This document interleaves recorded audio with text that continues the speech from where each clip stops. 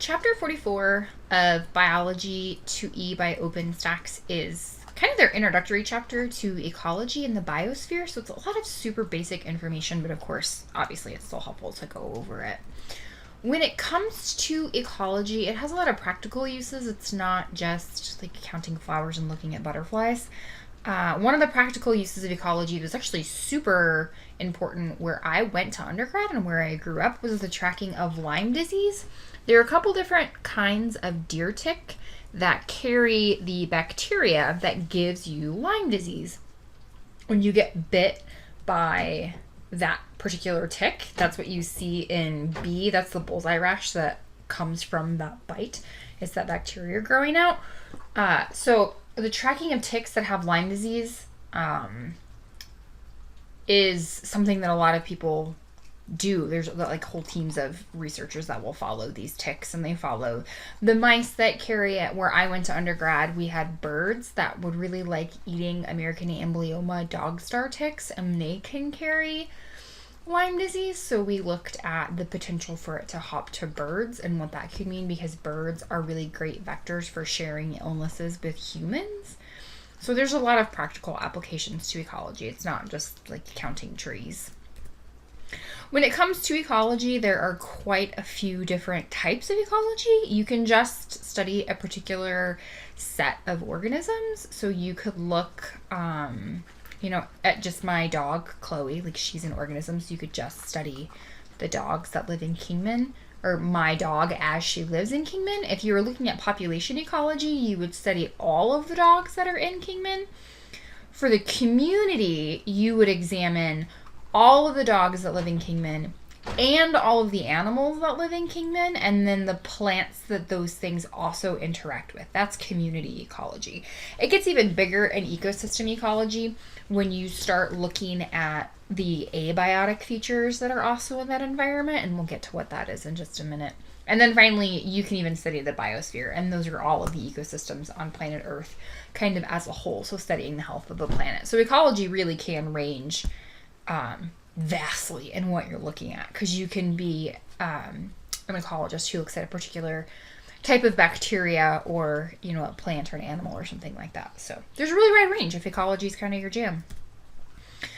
You can look at biogeography as an ecologist. So that's looking at the geographic distribution of living organisms, and then how the non-living features of their environment impact their distribution. So abiotic features, I said we would get back to that. So we know bio means life. Biology is the study of life.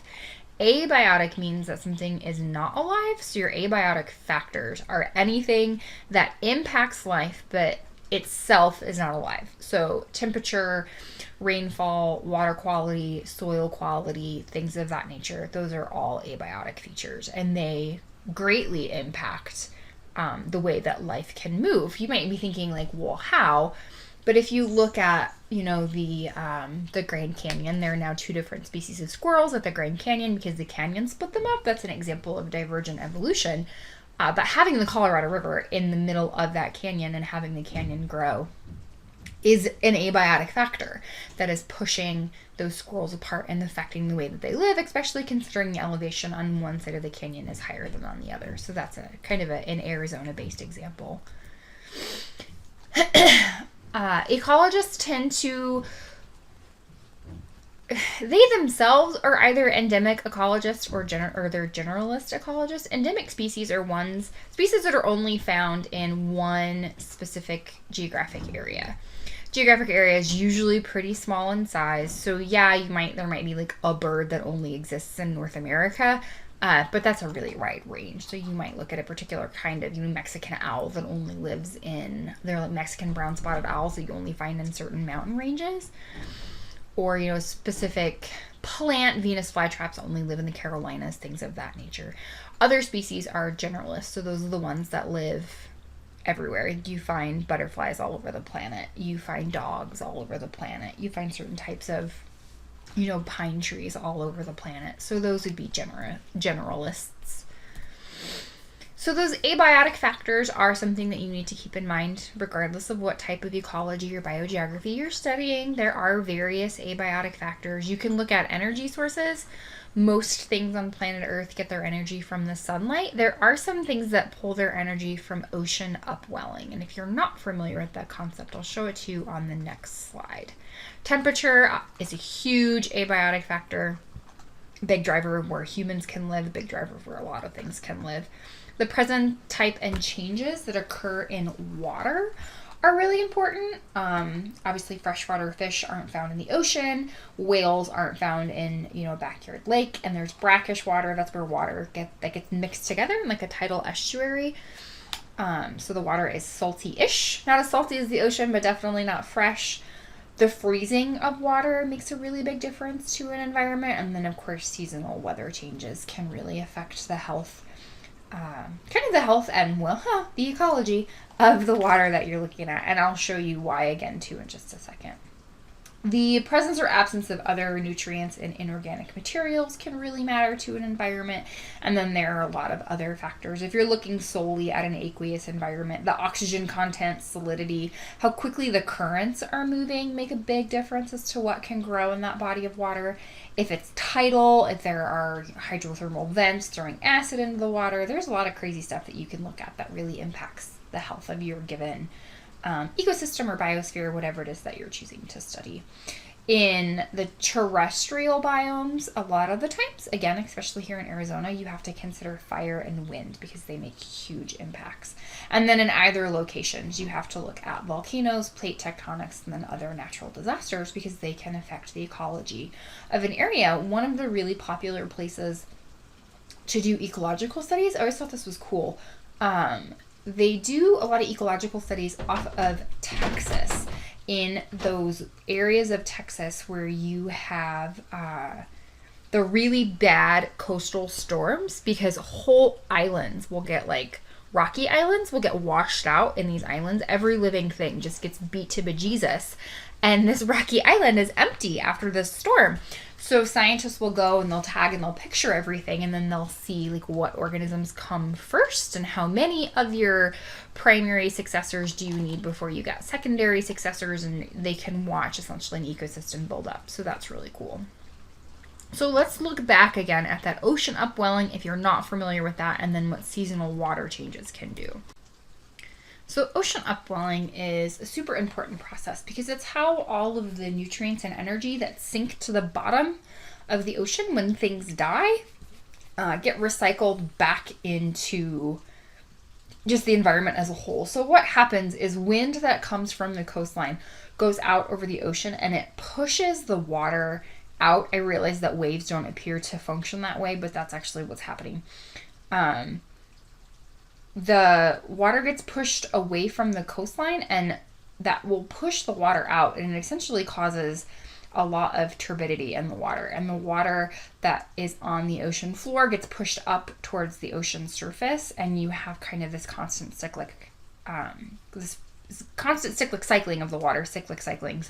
You have this constant cycling of the water, and that allows for all those nutrients to be brought back up. Obviously, in some places this is happening other ways around. If you look at ocean currents, you can see kind of how there's a natural swelling and swirling to the oceans. But ultimately, this is what is happening. The nutrients are being pushed back up the coastlines, back up the continental shelves, due to current and flow on the bottom of the ocean floor.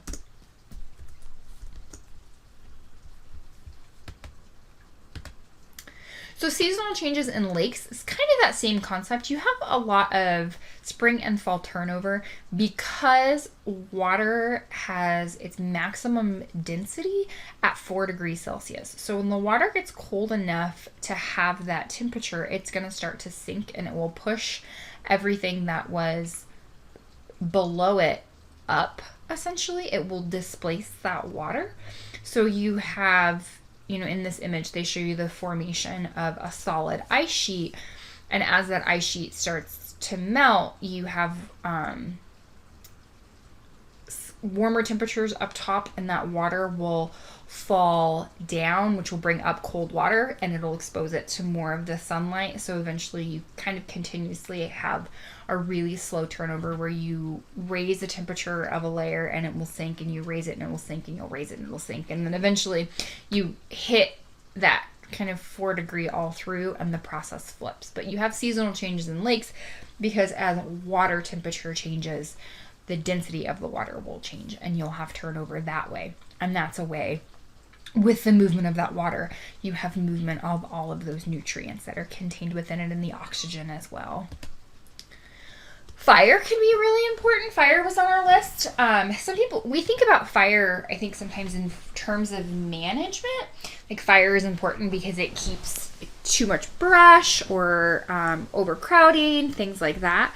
But fire is actually also really important because it can help certain things grow. Jack pines are something that we have here in Arizona. We have them especially in the Flagstaff NAU area. So what happens when you have a forest fire? Like, yeah, it's obviously devastating, but only the strongest trees survive, and then everything that was on the floor is on the forest floor has been wiped out. So anything that has survived and can then drop seeds essentially has like top choice of where or what nutrients they're going to use. Nothing is blocking your sunlight because nothing's there because everything burned. So we think of fires as being really negative, and they are dangerous, and they attack homes and they displace animals. But in the case of certain plants, fire is a natural part of their ecosystem, and it's something that they can actually depend on. They will not drop their seeds unless the temperature has gotten high enough. The next big chunk of slides takes you through all of the individual terrestrial biomes you can see mapped out here. We'll look at a little chart, and then we'll talk just a little about each one before we move on to the aquatic biomes. Honestly, my favorite way to teach this, it sounds kind of funny, and I'm not one of those I try not to be one of those video professors with my on-ground classes, but one of my favorite ways to teach this to on-ground students, so I will suggest it to you as well. Watch Planet Earth. The very first episode of Planet Earth is pole to pole, and they actually walk you through every single biome. They don't tell you that that's what they're doing, but that's exactly what they're doing. Is they're showing you the major ecosystems on planet Earth, land-wise, and you look at the ecology of each one. They show you the plants and animals and kind of the natural overturn as you travel from pole to pole. Here is kind of the basic information: temperature, rainfall, and the vegetation that you tend to find in each of these terrestrial biomes. So we'll go through them. This is desert, grassland, shrubs, coniferous forest, tropical forest, and tundra. The list is a little different the way that the slides are set up, but these are your terrestrial biomes that you're looking at. It's probably something that you're more familiar with than you realize. The first biome is tropical rainforest. Tropical rainforests are the most diverse areas on planet Earth, and the reason for that is because they get so much sunlight. Their biomass, their plant mass, is humongous, and because their plant mass is so big, their energy output is so big, they can support more life. So you see really big, the greatest diversity, biodiversity, the greatest number of species and numbers of individuals in those species on land anyway, in tropical rainforests. Savanna. This picture is a wildlife sanctuary in Kenya, and honestly, to me, I always think of different parts of Arizona. They tend to look like savanna to me. They're not. There's something called chaparral. We'll get there in just a minute. But chaparral, savanna is dominated by grasses. They usually have really, really wet, like one really wet season, and then it is super dry the rest of the year. So they tend to be rocked by major fires, which is why you see all of these grasses, because grasses are quickly growing, and lots of shrubs and smaller trees, but nothing is large because they are devastated by fires on a pretty regular basis. But again, that's just a healthy part of that ecosystem. Here's the desert, of course. This is being recorded in Arizona, so I have an ocotillo in my yard. This is a picture of the Sonoran Desert. It's down by Gila Bend. We, of course, have very little rainfall. We do have a winter, but, not really. Lots of strong sunlight, high winds, and all of those lovely things. Most of our desert animals tend to be quite small, which helps them to conserve water and decreases energy requirements because we don't have a lot of plants. So our biomass to produce energy is pretty small around here, but what we do have is gorgeous. In chaparral or scrub forest, this again kind of reminds me, this is what you see in parts of the Mediterranean, California. You can technically label parts of Arizona as chaparral. So this is essentially if you think high desert, a desert area that's going to get a little bit more rain, that's what you get with chaparral. Temperate grasslands. Temperate grasslands are kind of the land of the grazing mammals. Temperate grasslands have wet, hot summers and really cold winters. They tend to have, not fairly regular, but they do have enough fires that move pretty quickly through those dry grasses when it gets really, really, really hot in the summertime, that you, again, don't see a lot of those larger tree species, but there's still a lot of diversity in the various grasses and small mammals that can live within those grasses. Temperate forest. This is what I grew up in. This is what my backyard looked like in Illinois. So in temperate forest, deciduous trees, are the dominant plants. So deciduous trees are the trees that lose their leaves in fall. They lose their leaves because it would cause branch damage when they carry, this is something I've seen in quite a bit, if they don't lose their leaves fast enough, because temperate forests get lots of snow. When the snow is compacted on the leaves and on the branches, it doesn't slide off the bare branches because the leaves are holding it up, the branches can break. So that's actually one of the most important things about deciduous trees. Their ability to drop their leaves helps them to protect themselves in the winter from issues with their branches breaking.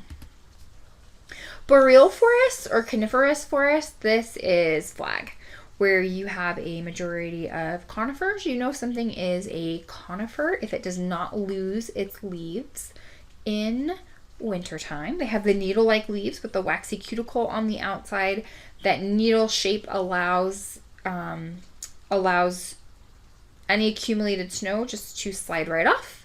Conifers tend to have a scaly bark. If you look at the branch or the trunk, if you look at the trunk of a pine tree, you'll notice that it's really scaly and it traps a lot of oxygen in there, and that is actually, it helps to protect the water column inside the plant from freezing. Oxygen can hold some heat and protect from the wind, so your puffy ski jackets actually have a purpose. It's not just to make you cool, but that's kind of the concept of the outside of a really rough gymnosperm coniferous tree. Tundra. Tundra is anywhere where it's freezing, really, really, really cold. The ground tends to have permafrost, so you can't have any plant growth or not a lot of plant growth because the roots of traditional vascular plants are not capable of growing down into the permafrost. Roots can grow into a lot of things, but the permafrost is just too hard. They don't have much sunlight, but when they do get sunlight for their very short summer, they get it for 24 hours a day. So there are a lot of really cool plants. If you look up tundra plants, that will actually grow, bloom, and reproduce in astonishingly quick periods of time. It's actually pretty neat. A lot of mosses tend to grow in the tundra because they don't need root structures. So actually some really big mammals that are supported by mosses. Moose love to eat moss, and they're pretty great at extracting energy from it. Our aquatic biomes are set up a little bit differently. The ocean is divided into its zones based on depth and distance from shoreline. So the pelagic realm is everything. And then you have the photic zone on the top, and that is a reference to there's enough sunlight for things to be able to undergo photosynthesis. The aphotic zone is below it.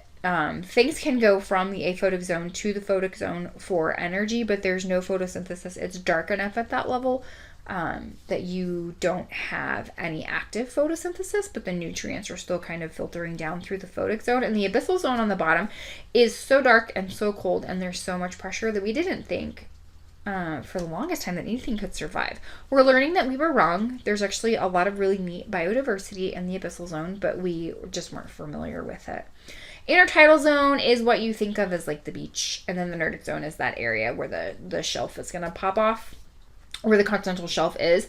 And then anything like immediately above the continental shelf, so the ocean just above the ocean floor all the way up into the intertidal zone, we refer to that as the benthic realm. And because you have a ground base where things can collect, that tends to be a very busy area in the ocean. The intertidal zone is where if you've ever been to the beach, that's where you spent your time. Sea urchins, mussel shells, starfish, those are all, anything that you pick up and put in a pail to take back to your vacation home, that's something that lived in the intertidal zone. There's a lot of really pretty biodiversity in this area. Coral reefs are one of the most commonly studied features of oceanic ecosystems. Coral reefs are formed by old skeletons of different types of coral organisms. They have a lot of different types of planktons and protists that grow. A coral reef is not a single organism. It really truly is a community of organisms. Coral reefs are undergoing bleaching events right now, which means that the photosynthetic plankton that live in them and on them are dying, and that's why they're turning white. It's not actually like a bleaching. The calcium has always been white. They've just been covered in living things. And there's some really interesting research that's been going into coral reefs and coral reef bleaching events and what it's going to mean for the health of those ecosystems. There's been 5 major coral reef bleaching events at the Great Barrier Reef in the last 20 years. Currently, right now in early 2020, there is major bleaching events at 3 different regions of the Great Barrier Reef, which has never happened before. So there's a lot going on in the barrier, or in the coral reefs in general right now, for a variety of reasons. Lakes, I'm assuming, is something that everyone has seen. In this case, this is an uncontrolled algal growth in a lake. What actually happens? This is why it is important to care about legislation nationwide. Something that causes algal blooms is when farmers along riverbeds use too much fertilizer, when they over apply fertilizer or use inappropriate fertilizer, and the plants don't take it up and it gets washed into the water system. All of that fertilizer ends up in rivers, which dump into lakes or ultimately dump into the ocean. And because you have so much nitrogen and phosphorus and magnesium, which is basically what fertilizers are, you're feeding massive amounts of algae, and it causes these algal blooms. And you might be thinking like, okay, great, it's more food for the fish. But the problem is that the fish aren't used to eating that algae. There's not usually a lot of things that consume that. So the algae forms this really dense layer, and no sunlight gets through the algae, and it kills all of the plants below it that needed that filtered light. And then the animals that wanted to eat those plants will then die. So algal blooms are actually a huge problem. Wetlands is something you might not have had the opportunity to see in the United States. Wetlands tend to be found in the Florida region, and the Everglades is where you see wetlands. There's some really interesting information about wetlands that can be found in the OpenStax textbook. The trees, how they support themselves, is really interesting. They have specialized root structures, and you can kind of see this different shape because they're sitting in a substrate it's wet, so it's not super dense, so they have to support themselves differently. Last but not least for this chapter, the book goes into global climate change. So global climate change is a reference to altered global weather patterns, and that's not just one solid thing. When we're looking at this, we're also looking at our increases in temperature and our increases in carbon dioxide. There are 3 different areas that you can kind of focus on when it comes to climate change study. You can look at current and past climate change, like how it happened, what caused it, and then what are the results. So you kind of have to take in 3 facets to really understand climate change. The climate versus weather thing is always really interesting to me. Because you hear people, there's a really cold week in June, or there's a really hot day in winter, and they say, obviously climate change isn't happening. It's cold in the summertime, or we're having this weird weather. It's all just nuts. You hear some really weird, some very odd, we will say. You hear some very odd things when it comes to climate change. So climate is a reference to long-term predictable patterns. Weather is the day-to-day. Weather is extraordinarily hard to predict, and it's because of the butterfly effect, essentially. There's so many things that go into predicting the weather. So the weather seems a little wonky overall, but climate refers to long-term predictable conditions. So when we're looking at climate change, it doesn't matter if it was cold for a couple of days in June or July. You're looking at the averages over a year, or years in some cases, thousands of years in certain graphs that you'll find in your text. So when someone tells you, oh, it was cold or it rained in the wrong time or whatever, check their definitions. Look and see if they're confusing climate with weather, because that happens a lot. Gathering evidence for climate change is always really interesting. One of the best ways to get evidence is by taking ice cores. So if you've ever looked at an ice cube, they don't freeze perfectly unless you get one of those little fancy ice cube things and are very careful about it. When water freezes, it traps air. So what they do is they use these coring machines, and they go to places where the ice is incredibly thick, and we can actually date the ice by what's in it. And they'll melt that section of ice, and they'll capture the gas that gets released from all the little air bubbles and little air pockets, and you can put it through a gas spectrophotometer, and there's a couple different ways to study it, but or spectrometer, excuse me. There's a few different ways to study it, but anyway, you can analyze how much carbon was in the air when that ice existed, because you actually have trapped air that you can study. So there are lots of ways to gather evidence for climate change. Ice cores are kind of the cream of the crop. This is your best data. So we have had huge fluctuations as a planet, that we know of for the last 400,000 years. And we know that carbon is directly tied to that temperature change. And it's because carbon is a gas that traps heat towards our planet. So you can think about putting a jacket on over your thermal. You're going to get really hot really fast. And if you put your ski coat, you put a boarding jacket on over a thermal, by the time you get home after a day of snowboarding, like, your 7 layers are awful, because you keep putting layers on top of layers and trapping more and more heat. CO2 is a layer that you're trapping, and it's going to trap, or CO2 adds to the layer that does the trapping, So you end up with really strong correlations between CO2 and temperature. The atmospheric CO2 concentration has skyrocketed, and it's continuing to grow at a pretty accelerated pace. It's kind of scary. It's an output of our factories and car emissions, and some of it's natural. Obviously, you saw in that graph that things were happening long before people were making poor environmental choices. The issue now is that our CO2 concentration is rising considerably faster than it's ever risen in the past. So yeah, people always say, well, it goes up and down, it's a natural fluctuation. You're absolutely right, it is a natural fluctuation, and gaining 10 pounds is a natural thing too, but if you gained 10 pounds in 12 hours, something is very, very wrong, versus gaining 10 pounds in 2 weeks, and that's essentially what we're looking at in the differences in atmospheric CO2 concentration. One of the more kind of visually impactful ways to look at climate change, there's a documentary actually about this now, and the name has just lost me. I believe it's Chasing Ice.